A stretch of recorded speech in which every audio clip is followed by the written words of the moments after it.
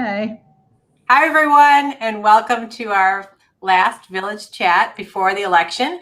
I'm here with Hanke, Hansen, and Seltzer, and they are going to give us their final words leading up to the election. I know everybody's really excited. I've been telling people that talk to me after the election. I'm not scheduling anything until then. So, well, hello, how are you? We're going to have to mute you, Mike. Anyway, I'm going to turn it over to them for their final words, and they're going to give updates on the platform and tell us what else has been going on in Franklin. So have fun, everyone. It's been great hosting these. I've really enjoyed it, enjoyed meeting you and talking to people. And so we'll see you soon. Thanks. Thank you. Okay. Mark, why don't you go first this time? I always start.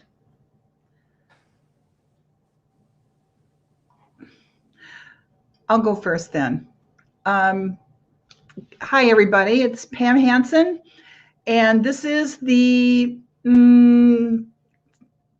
Mark, I think you're muted.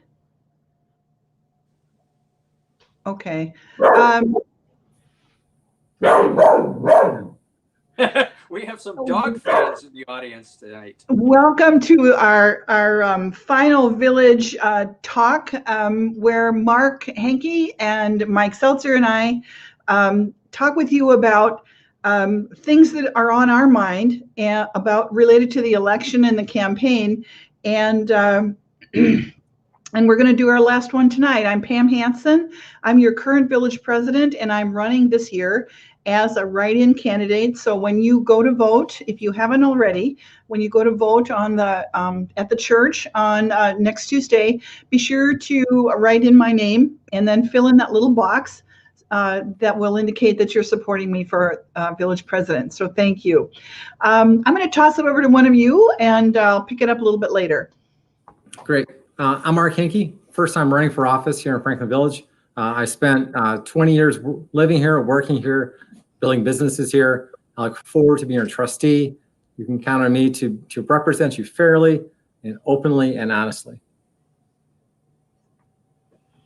And I am pleased and proud to be in this little trio of candidates. I am Michael Seltzer. I'm a village trustee running for my 4th term here in the village of Franklin, and gracious and thanked and very appreciative of all the great support that we've had.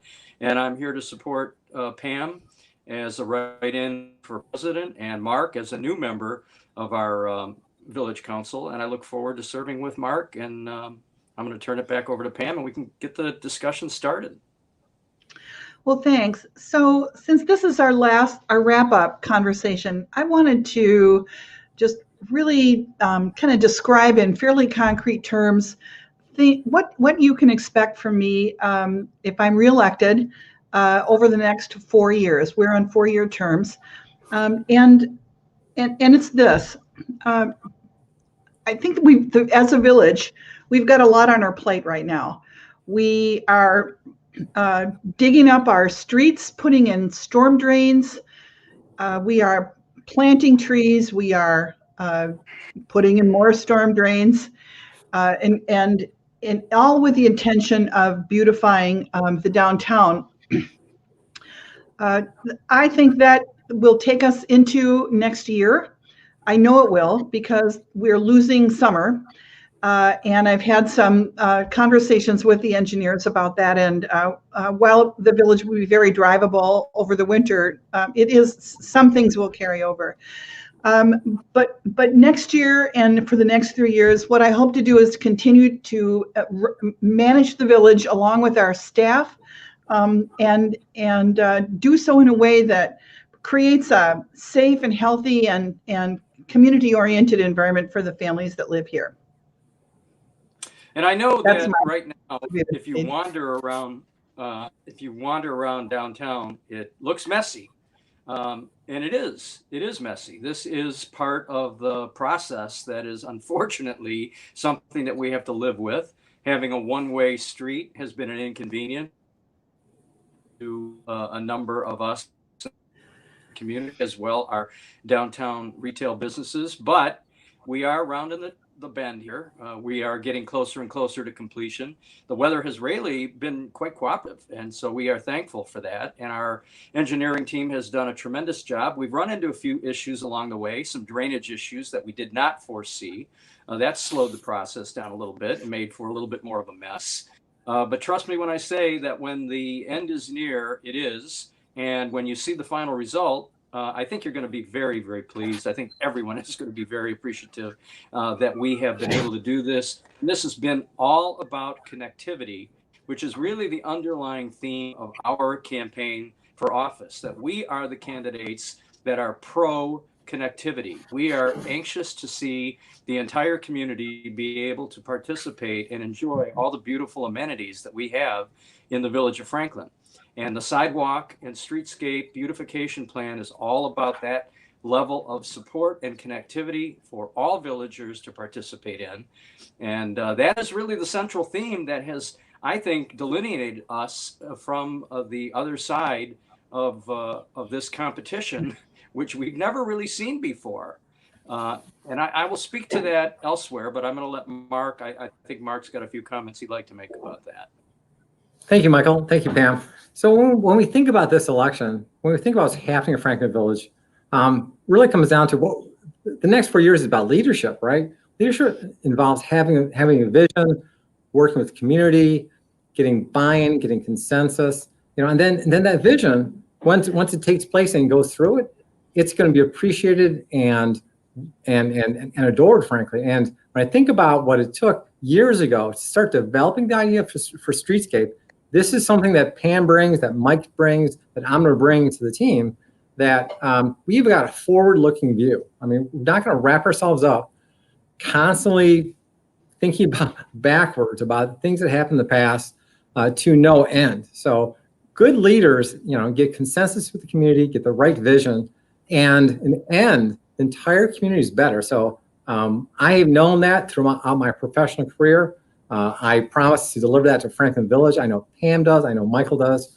So I look at this as such a positive, forward-looking vision for the village, what we will bring. Then contrasting that with what I've heard from the other slate, it's almost the opposite. So the contrast is so clear about a positive forward vision versus a different kind of thought process. Yeah, I'm really proud to say that we have run a very positive, uplifting campaign. All of us have. And we owe it to our great supporters. There's a legion of new, young moms and families in this community that have embraced the three of us. I am so proud to have been so represented by so many young, vibrant, vital families who have come to see us in a very short period of time. We've only just met many of these people. I mean, the old guard in this community knows Pam and I well because we've been in politics for a long time. We've been leaders in this community for a long time. So we come with expertise and experience that everybody really knows. But these new people that have embraced us for that reason, Mark, that we are the slate that is promoting connectivity and positivity. And unfortunately, the other side has been extremely negative and has sowed disinformation and controversy in social media. And it's been an unfortunate period of time, and we are all looking forward to the end next Tuesday. That's an interesting comment, Mark and Mike. I think that there's always a large contingent of silent people in this village. And the people that I'm concerned about are the people who don't talk, don't come to meetings, that we've met as we've embarked on this really aggressive campaign over the last 3 months. I love the energy of the people who are mad because their sidewalks were taken away in a lawsuit.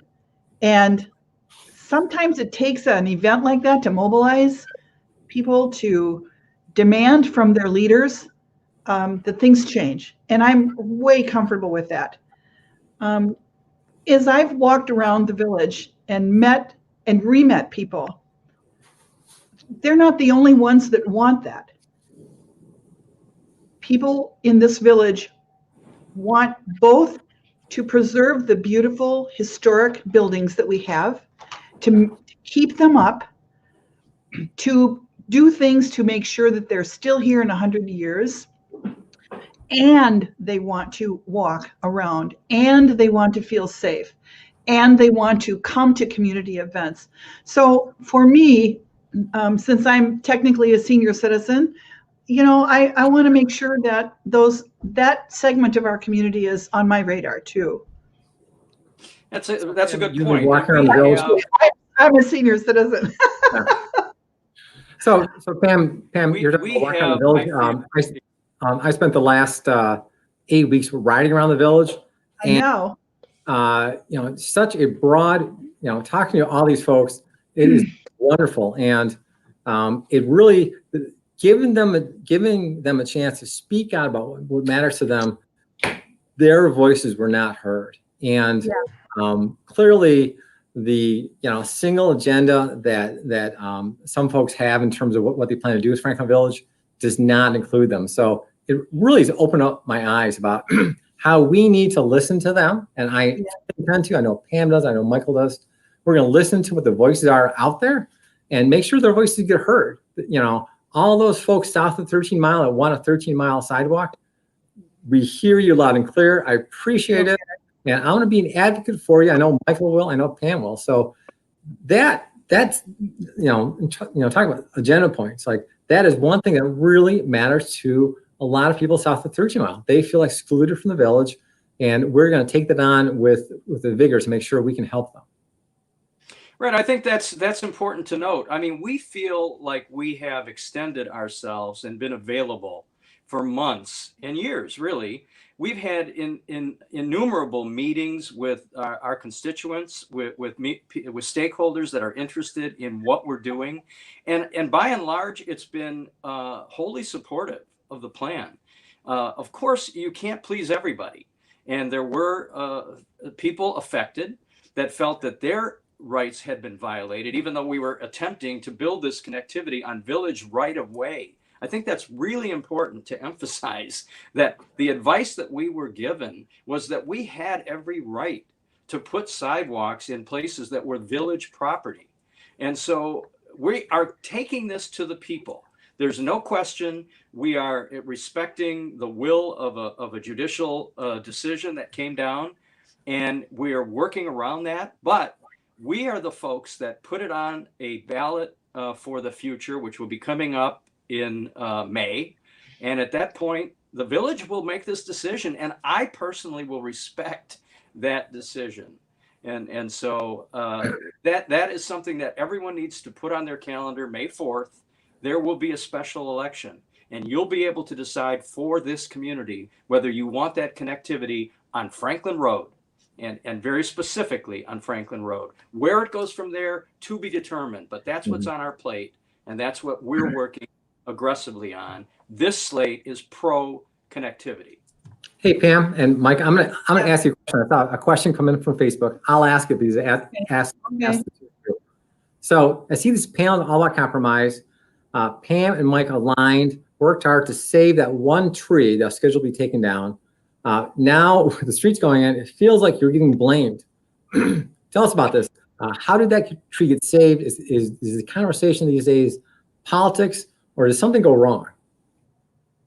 I'll start. Okay. That's a tree that was marked for removal.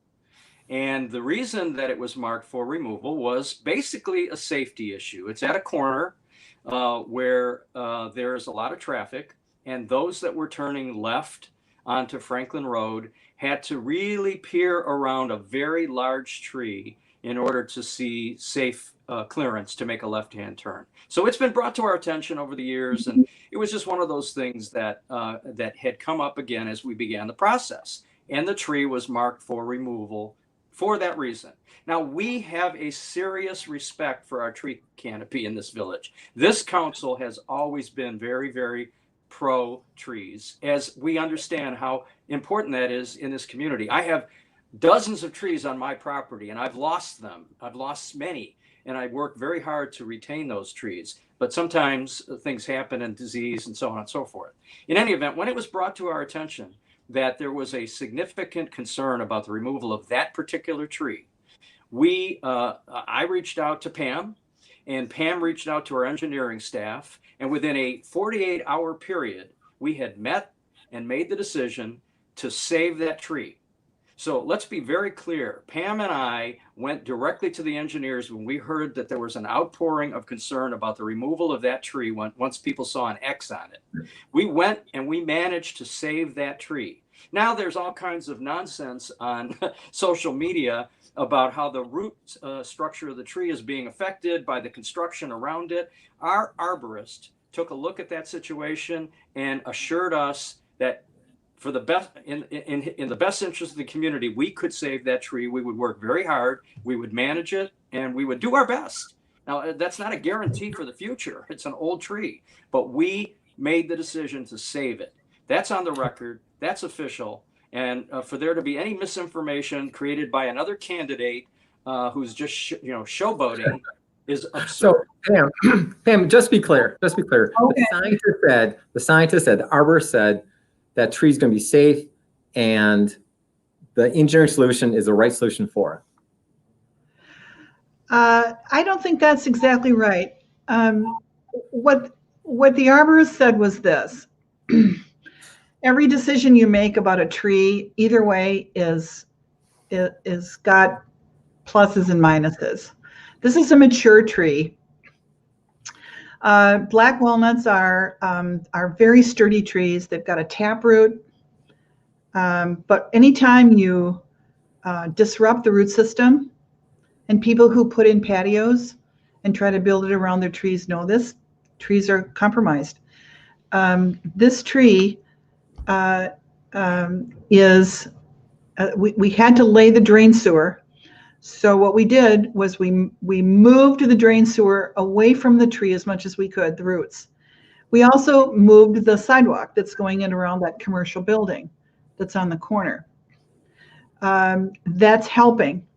But I would kid nobody if I said, or if I repeated that the arborist said that the tree isn't going to be affected. It will. What we have to do is take good care of it. And that means water it. That means not jar it around any more than we can.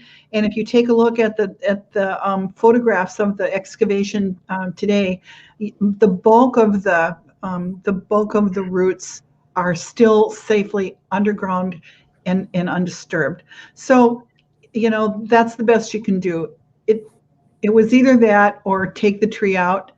My vote was absolutely to leave the tree there. I think if we're claiming to protect the tree canopy, then let's preserve the tree canopy and not take down big trees until we have to. That's what it is. So that's a long. I know it's long, but that's what it is. The tree's being saved. That's the bottom line. The arborists were consulted. The tree was saved. The engineers did the smartest things they could through consultation with them. Yeah, we're in good shape, the best shape that can be. So that's good. Let's talk about visions for the future. What do we see happening in the next 4 years? What do you think will happen with if we are blessed to be elected? What are you looking for, Michael, for the future? Okay, well, I have run on a very strong platform of connectivity throughout the community, and that means everything that we have stated is designed to include and be inclusive. We welcome all of our constituents and their comments and their concerns. I personally listen to everybody. I have made myself available consistently for the past decade plus. Everybody has my phone number that wants it. Anybody can reach me anytime. It doesn't matter where I am always responsive. I know Pam is the same, and I believe, Mark, you will be. What I look for in the next 4 years is the continuation of the positive connectivity of this village. We need to get back to the civility that once was. This has been a very challenging period. And there are all kinds of reasons and all kinds of excuses. I personally support volunteerism. So it's nice to see that there's so much interest in council this year. We've never seen this before, but it's been overly hostile. It's been aggressive.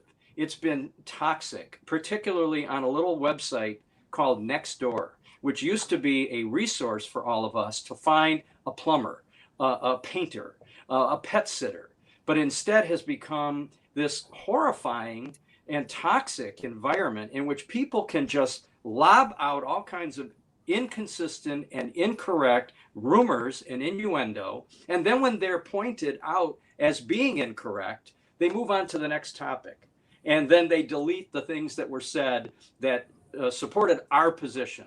It's been a real ugly period, and I frankly am embarrassed by it.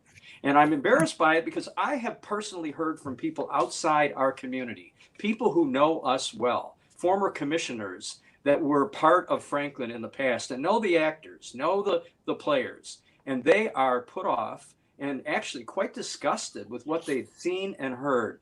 And so I look forward to this being over. I will be working very hard to continue a respectful, collegial relationship with my friends on council, most of whom are my friends. We may not agree on every issue, but we are respectful of one another for the most part, except when angered over something that is misconstrued, as has often been. And those who are watching know exactly what I'm talking about. It's time for this to end. And I look forward to 4 more years together with Pam and with Mark and with the rest of our team to do the progressive things that we need to do for the benefit of all in our community. So Pam, let's talk about the same thing for you. Like, what do you see is your vision for the next 4 years? What do you hope to accomplish? I think, here's what I want to accomplish. I want to finish the streetscape, meaning get the trees planted, do all the stuff we've planned. I also want to see a difference in the maintenance level of the historic buildings downtown. We now have this council passed ordinances in the last year to require property owners to care for their property, and we now have enabled our building inspector to go into buildings. That seems like a very small thing, but it's very much the role of government, in my mind, plays in historic preservation. I think that we need to make sure those buildings are in tip-top shape and that we can go and hold people accountable and help them find funding if they need it to keep the buildings up. That's really important to me. I believe in fiscal management, in conservative fiscal management in the village, and we've done that for the several years I've been on council, and I see no reason to change that right now. I think the other thing, Mark, and I think this will segue nicely into your closing comments, is that we need to do communicating with our residents differently than we have in the past. We're a very traditional community in some respects.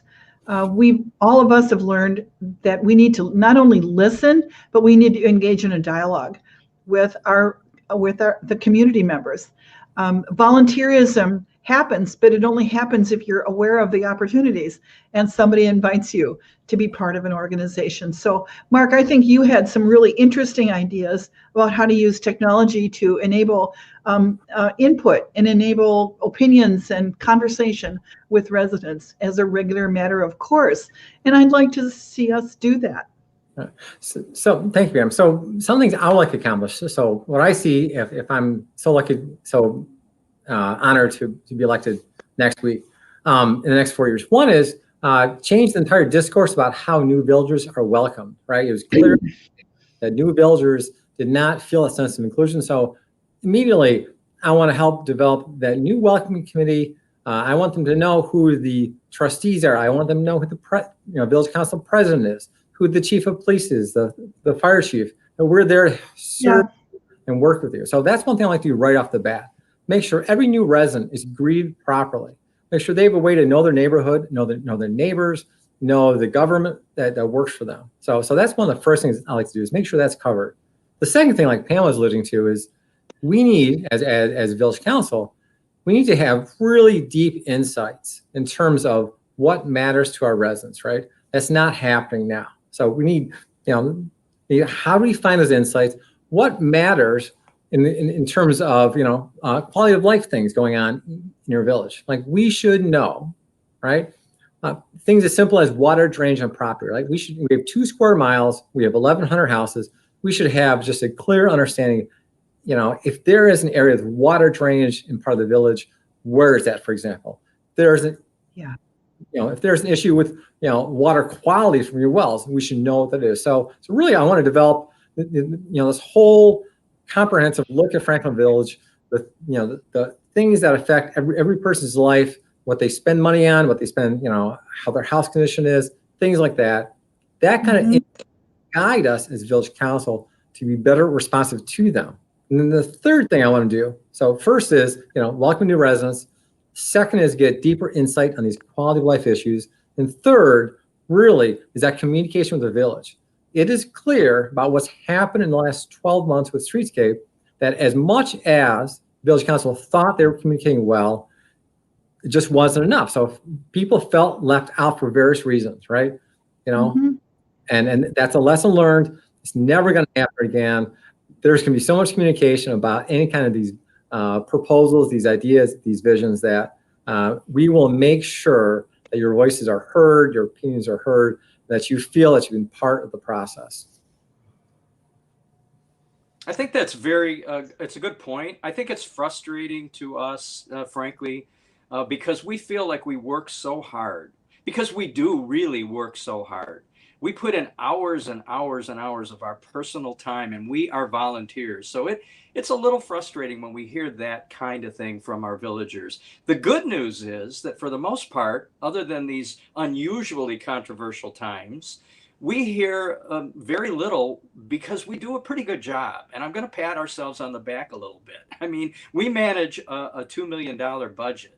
And we manage it in a way that is fiscally responsible. We labor over every expense. We treat our budget as though it were our own, because it is. And those that vote for us trust us and realize that they're handing over these responsibilities to us for the next 4 years. And we've proven ourselves to be good stewards and professional managers. And again, we are volunteers. So we are very thankful and appreciative and hope that we can communicate in better terms in the future, and so that there's never any criticism of a lack of communication. But it's a challenge. People have busy lives, and they are entrusting in us to manage the day-to-day affairs of this community so that they can live their lives and enjoy themselves. And kudos to all of us for stepping up to do this, right? So Mark, as the newcomer here and the person who's, got the most diverse challenge to getting that seat on council, do you have anything left that you want to say to people as they consider you for that chair? Good question, Pam. So I've said it before. I lived here 20 years, and the measure of a person is what they give without any expectation of anything in return. So, for 20 years, I have been a business owner here. I've donated time, money, labor, effort to it with no expectation in return. So it was never my focus. It's never looking at Mark Hanke or looking at what's in it for me or what's in it for my personal agenda or whatever interests I personally have. Honestly, I've spent my time here in Franklin Village, so many things, donating it just for the village. That's a measure of who can you judge me on, and please judge my other folks on the ballot. What have they done in their time, their effort, in terms of outreach, donations of time, money, energy, and love. There's a clear contrast in that. So what you want as a leader for your village, think about that, and think about, are those folks in it for their own personal interests, their own small agendas, their own narrow focus, or are they really in it because they want to serve? So I've said this from the very first interview. I believe in being a servant leader. I mean, that phrase means something. It means that we're here to serve you, the general public. Mike says it often that we're volunteers. Yeah, all this time, energy, money we're donating for the campaign, it's it's out of our pocket. I self-finance, Mike self-finance, so we're not taking donations because I don't want any kind of influence there. My intention is to serve Franklin Village, serve every resident of it, every corner of it, make sure they feel that they are a welcome member of our village. Well said. Thank you. I personally would love to see a Boy Scout on the council. I'm saying that because just yesterday, my son got I'm his a Eagle Boy rank. Scout So, too, so there'll be So- two scouts. so- There'll be two scouts.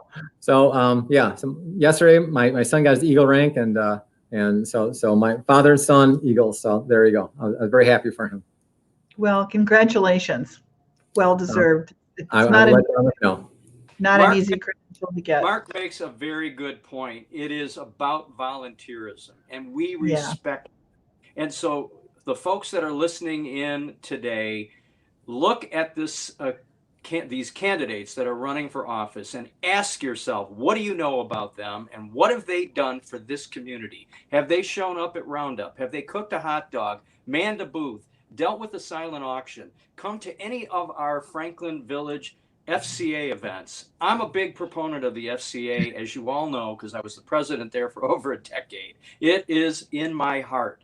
And Pam is as well, a former president of the FCA. Most of us on council came from that. And we know volunteerism, and we know the players that are legitimately involved in this community.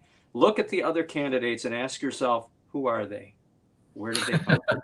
And what are they bring? what are Thank they you. going to bring? And I really want to understate that.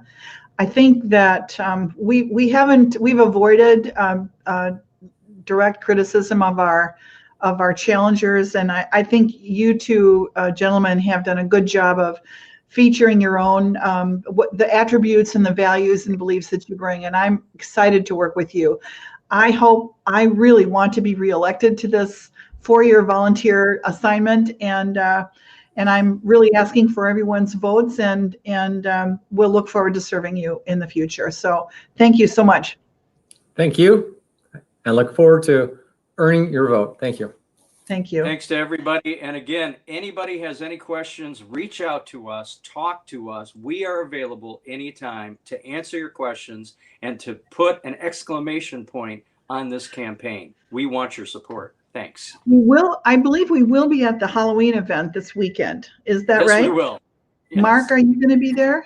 I know my wife will be there. Okay. Well, I invite everybody who's watching to come and find us, and that's another chance to ask questions and get to know us a little bit. So thank you so much, everybody. Bye. That's this Saturday, everybody, on the FCA grounds. See ya. And the FCA grounds.